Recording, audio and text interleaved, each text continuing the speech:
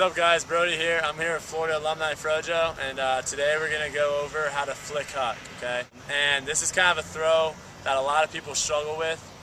It's a lot more difficult to figure out how to throw a 70-yard flick than a backhand.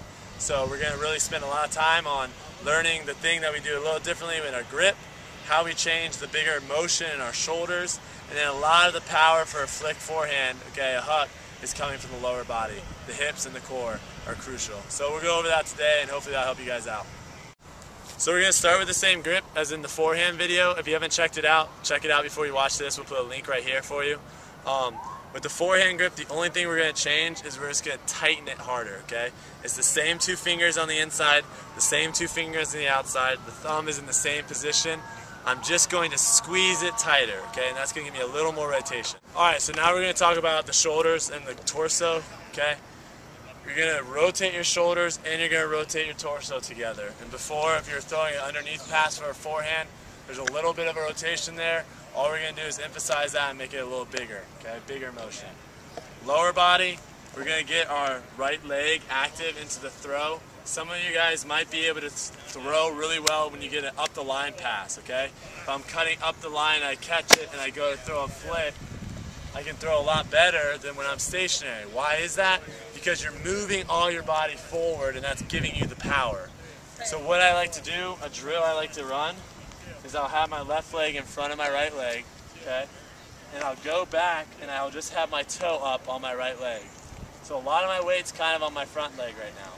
And what I'll do is I'll kind of rock back and forth, and then when I'm ready to throw, I'll push off that right leg and go throw all my body weight forward, okay? So I'm back here and I push off my right leg and push all my body weight forward. So the angle of the disc when you release it for a flick huck is very important. A lot of people, this is where they struggle. You want to be able to break your wrist to get the disc almost pointing towards the ground, okay? And when you release it, that's how you want to release it. You want to release the disc pointing towards the ground, okay? This angle of the disc is kind of referred to inside out, or IO in ultimate terminology. So if you ever hear that, that's what they're talking about, getting the disc kind of pointing towards the ground, away from you.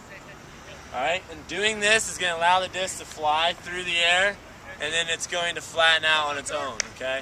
If you release it flat, the disc is going to have the tendency of turning over, and that's going to make the disc blade. So if you notice that your discs are always coming off your hand and then they're turning over and digging into the ground, it's because you're not breaking your wrist here, keeping your forehand and forearm pointed to the sky, keeping your wrist pointed to the sky and the disc pointing down, and that's really going to fix that problem for you. Alright, so we're going to have Frojo show us here the difference between an underneath pass and a huck. So if he starts going to throw for an underneath pass, just the upper body, as you can see, his shoulders, he stays tall, okay? His wrist and forearm are still facing the sky, and he's trying to release the disc as flat as possible, okay? That's very important. Now if he's going to go for a flick huck, what he's going to do is his shoulder here, he's going to drop the shoulder a little bit. That allows him to break his wrist a little more. And so as the disc is coming through, you can see now there's a more vertical spot before, okay? And that's really going to allow the disc to travel through the air and flatten out. So we're going to put it all together, okay? We're going to really drop our shoulder, big shoulder turn, drop our wrist, break our wrist, okay? We're going to start with our right foot back. We're going to turn our torso, turn our shoulders together. As we come through, everything twists together, and then we release with a big snap in the wrist, okay? So we're going to show you a couple here. Starting with my right leg back.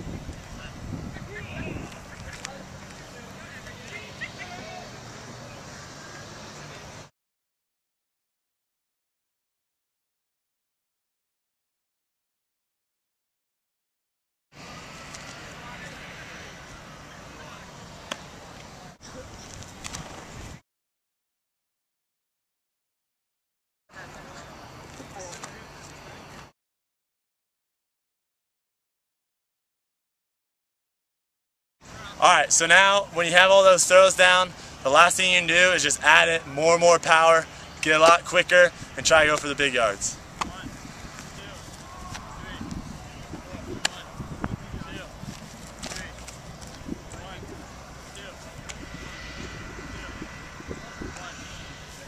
Hopefully that's going to help your forehand hook.